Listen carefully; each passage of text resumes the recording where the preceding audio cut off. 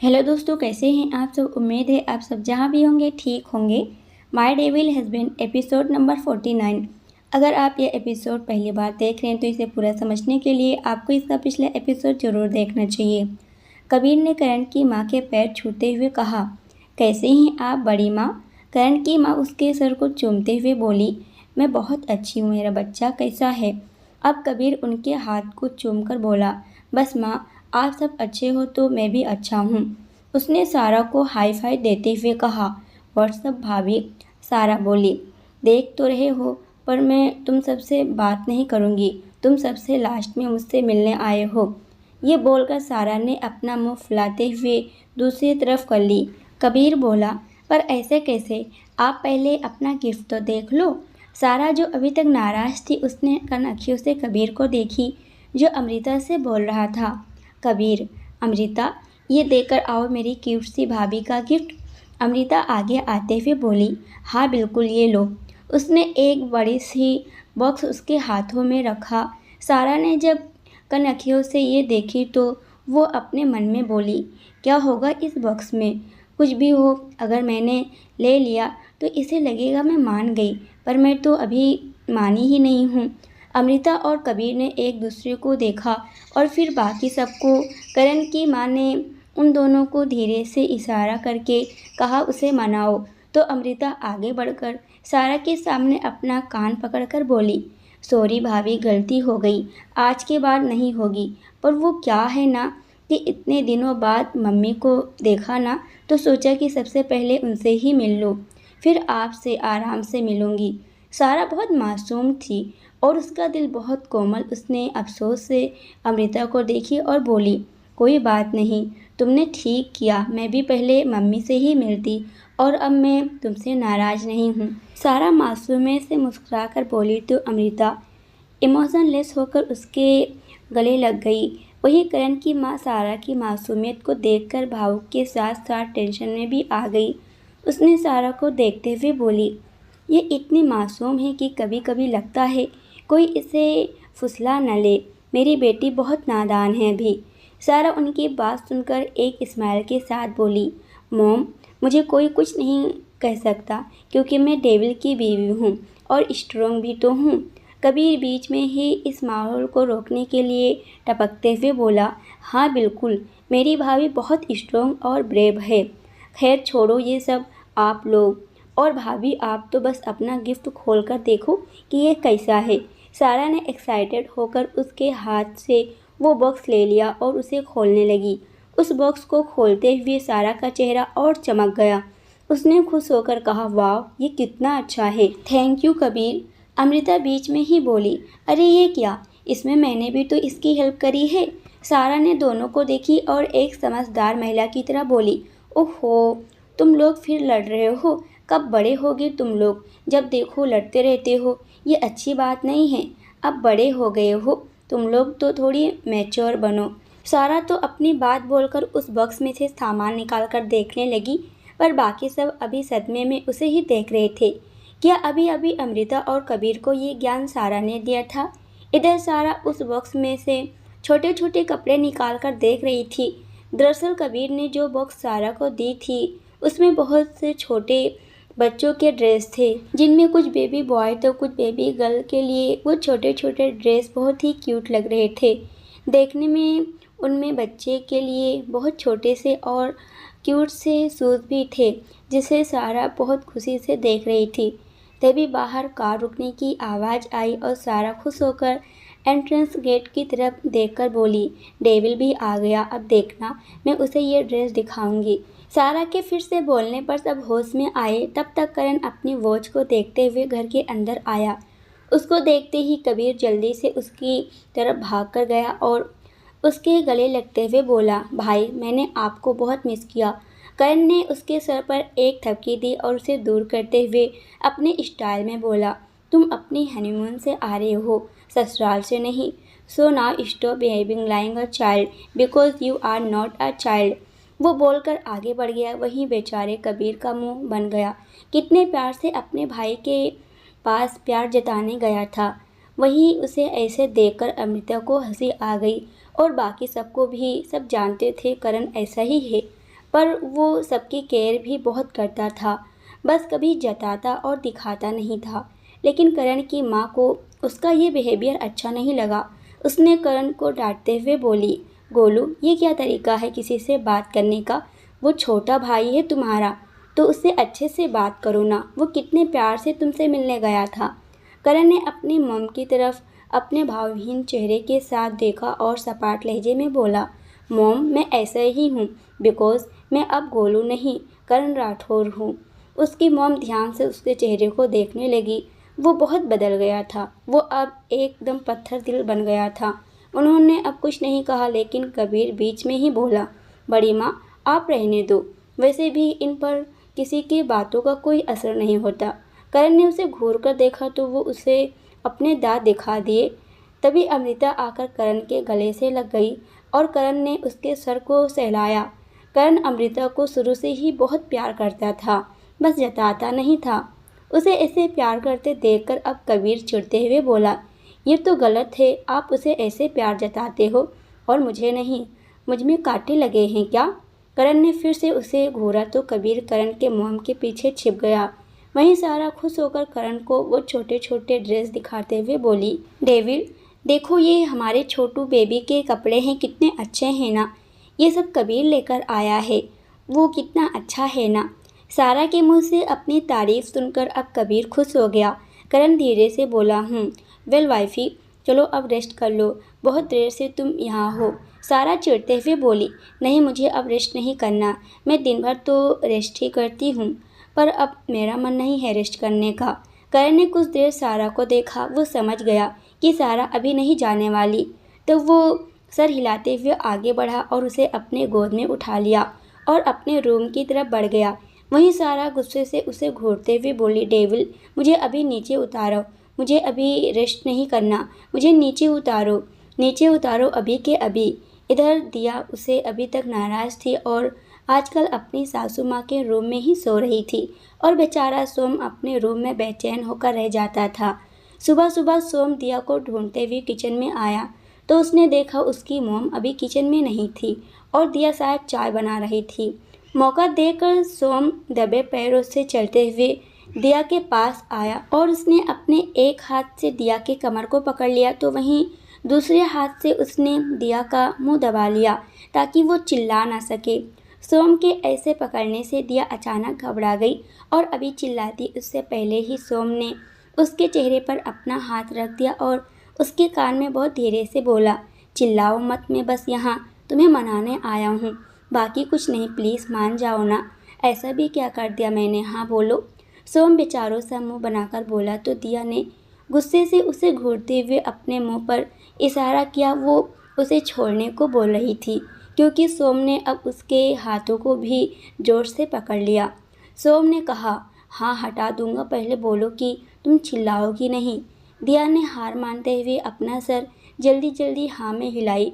सोम ने चैन की सांस लेते हुए जैसे ही उसके चेहरे से अपना हाथ हटाया वैसे ही दिया जोर से चिल्लाई, तुम्हारी हिम्मत कैसे हुई मुझे ऐसे पकड़ने की और मेरा मुंह बंद करने की। सोम ने हड़बड़ाकर उसे देखा और फिर बाहर की तरफ देखा कि कहीं उसकी मोम तो नहीं आ रही, लेकिन सब ठीक था, वो सेफ था। उसने दिया के चेहरे को अपने दोनों हाथों में भरते हुए कहा, यार ये क्या हो गया तुम्हें, तुम क्यों चिल्ला रही हो इतना? मैं कोई बेवड़ा नहीं बल्कि तुम्हारा पति हूँ और मुझे तुम्हें छूने का हक है। और अगर तुम मेरे पति हो तो फिर तुम मुझे कहीं घुमाने क्यों नहीं ले गए, मेरे लिए गिफ्ट क्यों नहीं लाते, तुम मेरा किचन में हाथ क्यों नहीं बटाते, काम करने में बोलो। उसने अपने कमर पर हाथ रखकर घूरते हुए बोली। उसे तो सोम आंखें फाड़े उसे देखने लगा और अपने मन में बोला, वाह मोम, मेरी मोम ने तो दुनिया की सारी सासों को पीछे छोड़ दिया। क्या भड़काया है मेरी बीवी को मेरे खिलाफ। वह मासूम चेहरा बनाकर बोला, अच्छा चलो सॉरी, आज के बाद ऐसा कभी नहीं करूँगा, तुम्हारी हर बात मानूंगा, तुम जैसा कहोगी वैसा ही करूँगा, पर प्लीज़ मान जाओ ना। और आज रात को पक्का तुम्हें डेट पर लेकर जाऊँगा। दिया अब उसकी बातों में आ गई थी। उसने कुछ सोचते हुए कहा, पक्का, अब तुम मेरी सारी बात मानोगे? सोम ने शक भरी नज़रों से उसे देखा और अपने घबराते हुए दिल से कहा, हाँ बिल्कुल, मैं तुम्हारी हर बात मानूंगा। और जैसा तुम कहोगी बिल्कुल वैसे ही करूँगा। दिया बोली ठीक है और ज़ोर से चिल्लाई मम्मी जी। सोम अचानक से चौंकते हुए बोला, अरे अब तुम उन्हें क्यों बुला रही हो? दिया मासूमियत से बोली, ताकि उनसे पूछ सकूं कि मैं तुम्हें माफ़ कर दूं या नहीं। अब सोम अपने सर पर हाथ मारते हुए अपने मन में, ये सास बहू में कभी मैं खुश नहीं रह सकता। फिर बोला, मतलब सीरियसली अब तुम उनसे पूछकर मुझे माफ़ करोगी? हद है। तब तक वहाँ उसकी माँ भी आ गई, जिन्हें देखते हुए दिया ने कहा, मम्मी जी ये कह रहा है कि मैं इसे माफ़ कर दूं। सोम की माँ ने सीरियस फेस बनाकर कुछ सोचते हुए बोली, क्या इसने वो सब कहा जो तुम चाहती थी? दिया ने अपना सर हाँ में हिला दी तो सोम की मॉम बोली, गुड, अब तुम इसे माफ़ कर सकती हो। दिया उनकी बात सुनकर खुश हो गई। वहीं सोम बेचारा गधे की तरह टुकुर टुकुर उन दोनों का चेहरा देख रहा था। तभी दिया बोली, मैंने तुम्हें माफ़ कर दिया और अब तुमने जो कहा है वो सब तुम्हें करना पड़ेगा। बोलो, आज शाम को हम डेट पर जा रहे हैं ना? सोम सब कुछ बोलकर दिया की तरफ देखकर बोला, हाँ बिल्कुल, वाह यू आर द बेस्ट। कहते हुए दिया उसके गले लग गई और सोम ने भी उसको अपनी बाहों में भरकर उसके बालों को चूम लिया। इधर आहान के घर गौरी अभी अभी बात लेकर आई थी। उसने ग्रीन कलर का ड्रेस पहनी हुई थी जो उसके ऊपर काफ़ी अच्छा लग रहा था और वो गुनगुनाते हुए मिरर में खुद को देखकर ड्रायर से अपने बाल सुखा रही थी। वहीं आहान जो बेड पर बैठकर उसे ही देख रहा था, उसे गौरी पर बहुत प्यार आया और वो उसकी तरफ बढ़ गया। वो उसके पास गया और उसने गौरी को पीछे से पकड़कर उसके नेक पर किस किया। गौरी को आहान के आने का आभास ही नहीं था, इसलिए वो अचानक से चिढ़ गई। पर जब उसने मिरर में आहान के शरारती चेहरे को देखी तो गुस्से में उसे घूरते हुए बोली, तुमने तो मुझे डरा ही दिया। रुको मैं तुम्हें अभी बताती हूँ। उसने गुस्से में अपने कमर पर हाथ रख कर कहा और जैसे ही पीछे पलटने को हुई वैसे ही आहान ने उसको जोरों से पकड़ लिया और उसके गले में अपना चेहरा छुपाते हुए बोला, मैं तो बस सुबह सुबह अपनी जान को देखने आया था ताकि मेरी मॉर्निंग गुड हो जाए। आहान ने काफ़ी धीरे से कहा था।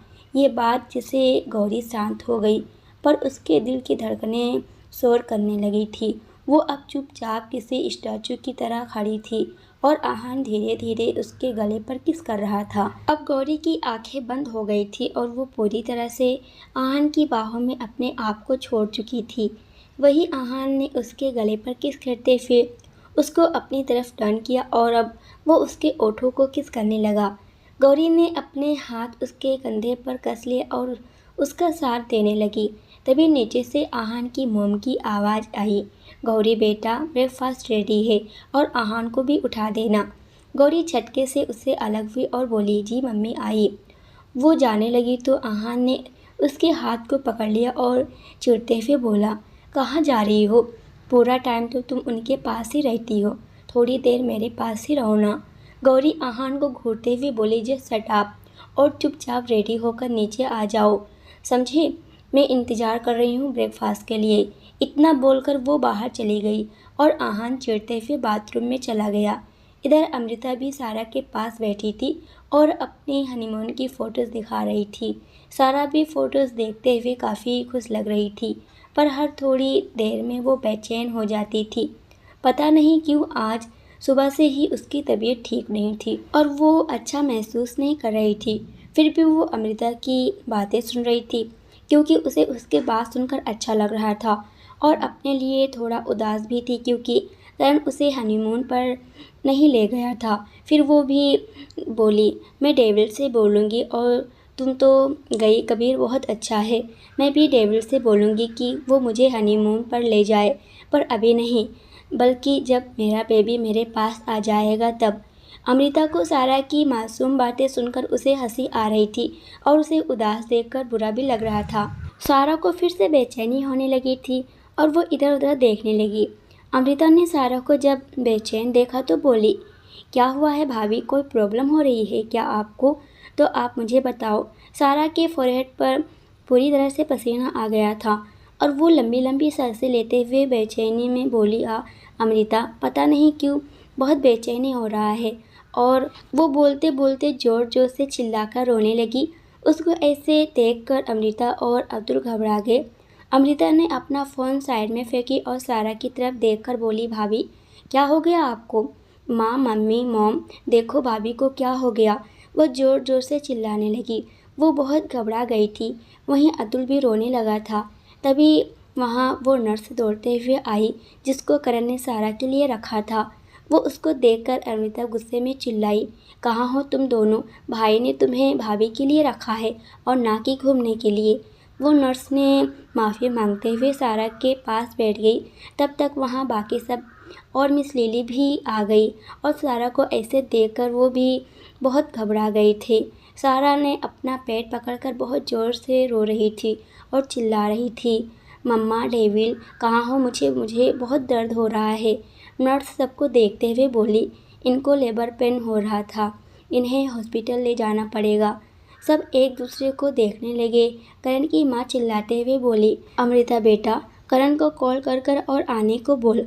अमृता जल्दी से फ़ोन करने भागी और इधर नर्स ने एम्बुलेंस को कॉल कर दिया था। अमृता घबराते हुए करण को कॉल किया। इधर करण अपने मीटिंग रूम में बैठा मीटिंग कर रहा था और सामने प्रोजेक्टर पर प्रेजेंटेशन चल रहा था और सब बारी बारी से अपना प्रेजेंटेशन रख रहे थे। तभी उस मीटिंग रूम में करण का फ़ोन रिंग करने लगा। पहले करण मीटिंग रूम में आने से पहले अपने फ़ोन को साइलेंट कर देता था, पर जब से सारा उसकी ज़िंदगी में आई थी तो वो अपने फ़ोन को साइलेंट करना ही भूल गया था। उसने सबकी तरफ देखकर बिना कुछ बोले कॉल उठाकर देखा जिस पर अमृता नाम फ्लैश हो रहा था। वो समझ गया ज़रूर कोई इमरजेंसी होगी, तभी अमृता उसे कॉल कर रही थी, वरना इतनी समझदार तो थी कि करण को कभी भी कॉल नहीं करती थी। उसने झट से कॉल रिसीव कर लिया, पर वो कुछ बोल पाता उससे पहले ही उधर से अमृता की घबराई हुई आवाज़ आई, भाई, भाभी को लेबर पेन हो रहा है, आप जल्दी से घर आ जाओ, हम उन्हें लेकर हॉस्पिटल जा रहे हैं। अमृता की बात सुनते ही करण अपने चेयर से खड़ा हुआ और बिना किसी की तरफ देखे बाहर भागा। मीटिंग रूम में सब बहुत हैरान हो गए थे क्योंकि करण आमतौर पर तो ऐसा कुछ नहीं करता था। वहीं अभय जो करण के पास ही खड़ा था वो समझ गया था कि ज़रूर कोई बड़ी बात थी, तभी करण ऐसे भागा। इसलिए उसने बात को संभालते हुए कहा, एक ज़रूरी काम आ जाने की वजह से बॉस को जाना पड़ा, तो इसलिए आज की ये मीटिंग यहीं समाप्त होती है और अब आप लोग यहाँ से जा सकते हैं, थैंक यू सो मच। इधर अभय जैसे ही नीचे आया उसने देखा कि करण पहले कार चलाते चलाते जा चुका था, तो वो अंजू को भी कॉल कर दिया। अंजू ने कॉल उठाकर कहा, क्या बात है, आज बहुत जल्दी याद आ गई मेरी। अभय उसकी बात को पूरी तरह से इग्नोर करते हुए बोला, अंजू कुछ हुआ है क्या? तुम अभी कहाँ हो? अंजू का अपना एक अपार्टमेंट था जिसमें वो अपनी दादी के साथ रहती थी क्योंकि उनके सिवा दुनिया में उसका कोई नहीं था। अभय की बात सुनकर अंजू भी घबराते हुए बोली, क्या हुआ है? मुझे तो नहीं पता। अभय ने उसे ऑफिस की सारी बात बताई तो अंजू अपना दिमाग लगाते हुए बोली, कहीं सारा को लेबरपन तो शुरू नहीं हो गया? अभय ध्यान से सोचते हुए बोला, हाँ, मैंने तो ये सोचा ही नहीं, ज़रूर यही हुआ होगा। मैं तुम्हारे अपार्टमेंट के नीचे आता हूँ, तुम जल्दी से नीचे आओ, फिर हम साथ चलते हैं। अंजू जल्दी से बोली, ओके, तब तक मैं गौरी को भी कॉल कर लेती हूँ। उसने गौरी को कॉल लगा दिया। इधर राठौर मेंशन में अभी तक एम्बुलेंस नहीं आई थी क्योंकि वो ट्रैफिक में फंस गई थी। सारा दर्द से तड़प रही थी और बहुत ज़ोर ज़ोर से रोते हुए चिल्ला रही थी। उसको रोते देखकर अतुल भी रो रहा था और बाकी सब भी बहुत घबरा गए थे और बार बार गेट की तरफ देख रहे थे। करण की माँ सारा का हाथ पकड़ते हुए बोली, अमृता, क्या तुमने करण को कॉल किया? अमृता बोली, जी माँ, मैंने कर दिया है, भाई बस आते ही होंगे। उसके ये कहते ही बाहर करण की कार आकर रुकी क्योंकि करण अपने कार को फुल स्पीड में ड्राइव करते हुए आया था। वो गाड़ी को वहीं छोड़कर हड़बड़ी में अंदर आया और गेट से ही चिल्लाया, वाइफी। फिर क्या था, करण की आवाज़ सुनकर सारा और ज़ोर ज़ोर से रोने लगी और अपनी लड़खड़ाती जुबान से बोली, डेविल डेविल, मुझे बहुत दर्द हो रहा है, मैं मरने वाली हूँ। करण ने उसके ओठों पर अपनी उंगली रखते हुए बोला, चुप वाइफी, कुछ नहीं होगा तुम्हें, मैं कुछ नहीं होने दूंगा। उसने सारा को अपने गोद में उठाया और बाहर की तरफ भागा। वहीं बाकी सब ने करण को देखकर चैन की सांस ली थी और अब करण को बाहर भागते देखकर वो लोग भी जल्दी से उसके पीछे भागे। करण ने ड्राइवर को कार ड्राइव करने को कहा और खुद सारा को लेकर पीछे बैठ गया। उसने सारा को अच्छे से सीट पर लेटा दिया था। वहीं उसकी कार जैसे ही निकली, उसके पीछे ही 4 कार अंदर आ गई, जिसमें से एक कबीर दौड़ते हुए निकला क्योंकि अमृता ने उसे भी सब बता दिया था। वहीं दूसरे से गौरी और आहान, तो तीसरे से अभय और अंजू और चौथे से दीप्ति और मानो। कबीर ने अमृता से पूछा, कहाँ है भाभी? अमृता कबीर को देखते हुए बोली, भाई अभी लेकर गए उन्हें। कबीर बोला, ओके फिर चलो हम भी निकलते हैं। सब फिर से कार में बैठे और निकल गए। उनके साथ अतुल भी था क्योंकि वो भी जाने की जिद कर रहा था। वो सारा से बहुत प्यार करता था और उसे दर्द में देखकर वो रो रहा था और करण की माँ से बोल रहा था, ये सारा का बाबू कितना गंदा है, वो सिर्फ उसके पेट में घुसकर उसे दर्द देता है। करण की माँ उस छोटे से बच्चे के सर को सहलाकर बोली, ऐसा नहीं करते अतुल, सारे बेबी ऐसे ही बाहर आते हैं। इधर करण ने पहले ही हॉस्पिटल में कॉल करके सारा की डिलीवरी की तैयारी के लिए बोल दिया था और अब वहाँ डॉक्टर और नर्स रेडी थी। वहीं कार में सारा का चेहरा और पूरा शरीर पसीने से भीगा हुआ था और उसका छोटा सा चेहरा पूरी तरह से लाल हो गया था। उसके आंसू नहीं रुक रहे थे दर्द की वजह से और करण उसे पूरे रास्ते पैम्पर करता रहता था। सारा का वाटर ब्रेक हो गया था, उसका पूरा शरीर और पैर भीग चुका था और साथ में करण का भी। उसने गुस्से में ड्राइवर को घूरते हुए कहा, क्या तुम्हें कार ड्राइव करने में दिक्कत हो रही है? जल्दी से हॉस्पिटल ले चलो इडियट, वरना मैं तुम्हें कहीं और पहुंचा दूंगा। ड्राइवर डर के मारे और भी तेज कार ड्राइव करने लगा। इधर सारा रोते हुए बहुत मुश्किल से करण से बोली, डेविल। करण उसके चेहरे को सहलाते हुए बोला, yes wifey, I am here with you, don't worry. सारा और जोर जोर से रोते हुए बोली, डेविल प्लीज़ मुझे बचा लो, मुझे बहुत दर्द हो रहा है क्योंकि अगर मैं मर गई तो। करण को उसकी बात सुनकर बहुत गुस्सा आया। ये लड़की इस सिचुएशन में ऐसी बात कर रही थी पर अभी वो डांट सुनने के लायक नहीं थी, इसलिए करण ने उसे प्यार से समझाया, कुछ नहीं होगा तुम्हें, मैं हूँ ना। तब तक उनकी कार हॉस्पिटल के सामने खड़ी हो गई और अंदर से 2-3 वार्ड बॉय एक स्ट्रेचर लेकर बाहर दौड़ते हुए आए, लेकिन करण ने उनको मना कर दिया और खुद सारा को गोद में लेकर डिलीवरी रूम की तरफ भागा। वहाँ पहले से ही डॉक्टर उसका इंतज़ार कर रही थी। करण ने उसे बेड पर लेटाया और डॉक्टर को घूरते हुए बोला, डॉक्टर जल्दी से मेरी वाइफ का डिलीवरी करो। डॉक्टर बोली, ओके सर, पर आपको भी अपने कपड़े चेंज करके हॉस्पिटल के कपड़े पहनने होंगे, नहीं तो फिर ऐसे इन्हें और बच्चे दोनों को एलर्जी हो सकती है। करण आज बिना कुछ कहे उसकी बात मान गया और कुछ देर में हॉस्पिटल के कपड़ों में वहां आ गया। उसके चेहरे पर मास्क और हाथों में ग्लव्स लगा रखे थे। सारा के कपड़े चेंज करके उसे हॉस्पिटल गाउन पहना दिया गया था। सारा करण की तरफ अपने हाथ बढ़ा रही थी तो करण ने उसका हाथ पकड़कर उसे चूमते हुए बोला, I am with you wifey. अब डॉक्टर ने डिलीवरी प्रोसेस को शुरू किया। इधर बाहर अब तक सब आ चुके थे और वेटिंग एरिया में बैठे अंदर से गुड न्यूज़ आने का वेट कर रहे थे। तभी वहाँ पर बदहवासी दौड़ती दीप्ति और उसके पीछे नितिन, मानव और अनन्या भी आ गए। दीप्ति जी ने आते ही गौरी से पूछा, कहाँ है मेरी बच्ची, कैसी है वो?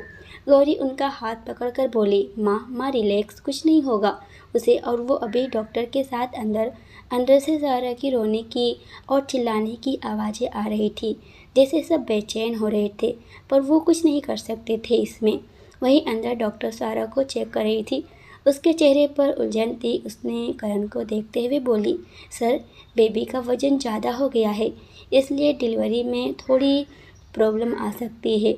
डॉक्टर की बात सुनकर करण गुस्से में अपने शब्दों को चबाकर बोला, तो तुम यहाँ क्या करने के लिए हो? करण की खतरनाक आवाज़ सुनकर वो डॉक्टर सहम गई और जल्दी से डरते हुए बोली, don't worry sir, I will try my best. Karan उसे घूरकर जोर से बोला, मुझे कोशिश नहीं सक्सेस चाहिए, समझी? Now start the process quickly. दोस्तों आज के लिए इतना ही, इसके आगे क्या होगा ये हम देखेंगे अगली वीडियो में। और आज की वीडियो आप सभी को कैसी लगी कमेंट करके ज़रूर बताइएगा और वीडियो को लाइक करना मत भूलना। आज का वीडियो थोड़ा छोटा है लेकिन कल का लॉन्ग रहेगा, लेकिन लाइक कमेंट करना मत भूलना।